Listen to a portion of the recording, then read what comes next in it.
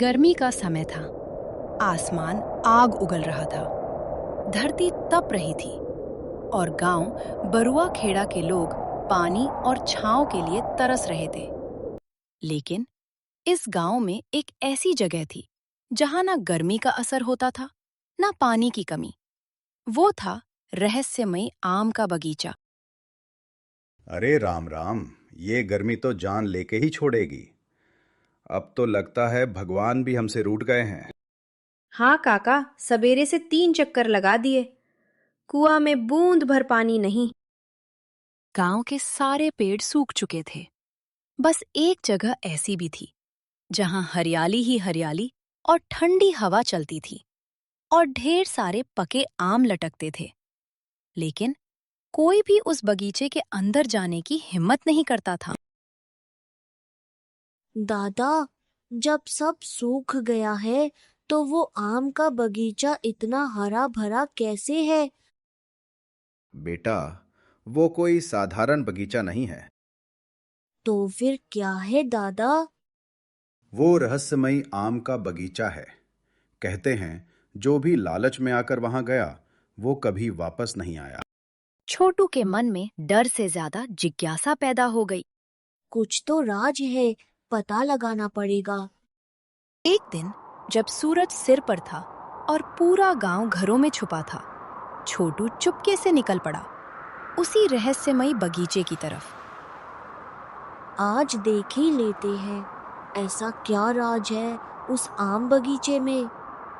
रास्ते में सूखी घास चरमराती थी, गर्म हवा चेहरे को जला रही थी। लेकिन जैसे जैसे वो बगीचे के पास पहुंचा, हवा ठंडी होने लगी। जैसे ही छोटू बगीचे के अंदर गया, उसे ठंडी हवा का झोंका लगा। पेड़ हरे भरे थे, आम रस से भरे हुए। चिड़िया मीठा गाना गा रही थीं। अरे बाप रे, ये तो जन्नत है। ये कैसे हो सकता है? जमीन पर गिरे आम और उनकी खुशबू पूरे माहौल में फैली थी। छोटू का मन किया एक आम उठा ले। जैसे ही छोटू ने हाथ बढ़ाया, पेड़ जोर जोर से हिलने लगे। कौन है जो मेरे बगीचे में आया? कक, कौन बोल रहा है? चारों तरफ सन्नाटा, बस हवा की सरसराहट। छोटू का गला सूख गया। अचानक एक बूढ़ा साधु पेड़ के पीछे से निकला। डर मत बच्चा। आप इंसान हो या भूत? ना भूत ना प्रेत, मैं इस बगीचे का रखवाला हूँ। छोटू थोड़ा संभला, लेकिन डर अभी भी था। बहुत साल पहले यहाँ एक गरीब किसान रहता था।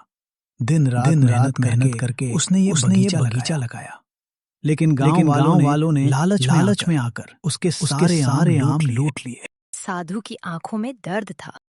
किसान दुख से मर गया और तब से ये बगीचा लालची लोगों को सजा देता है।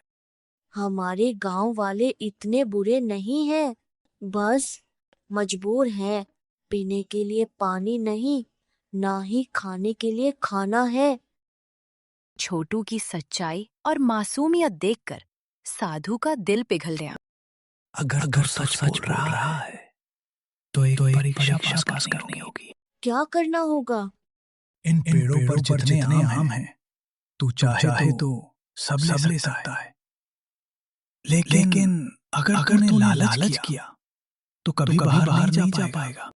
हम छोटू के सामने ढेर सारे रसदार आम थे, लेकिन छोटू ने धीरे से हाथ बढ़ाया और सिर्फ एक आम उठाया।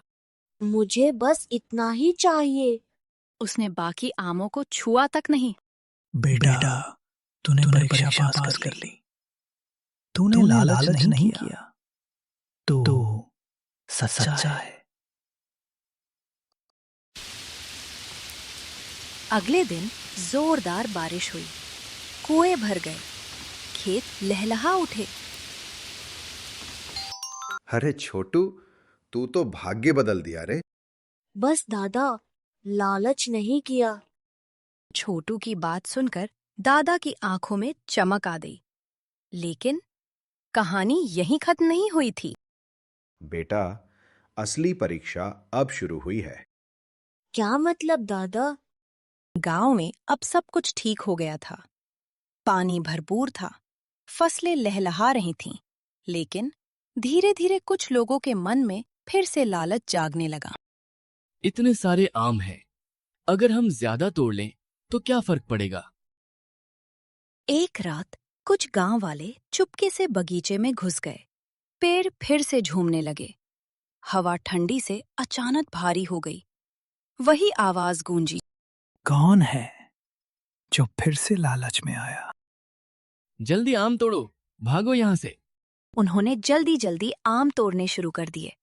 लेकिन तभी आसमान में तेज चमक हुई। जैसे ही उन्होंने ज्यादा आम तोड़े, उनके हाथ कांपने लगे, पैर जमीन से चिपक गए। ये क्या हो रहा है? लालच का यही अंजाम होता है। सुबह जब गांव वालों ने देखा, वो लोग वहीं बगीचे में खड़े थे, डरे हुए, कांपते हुए।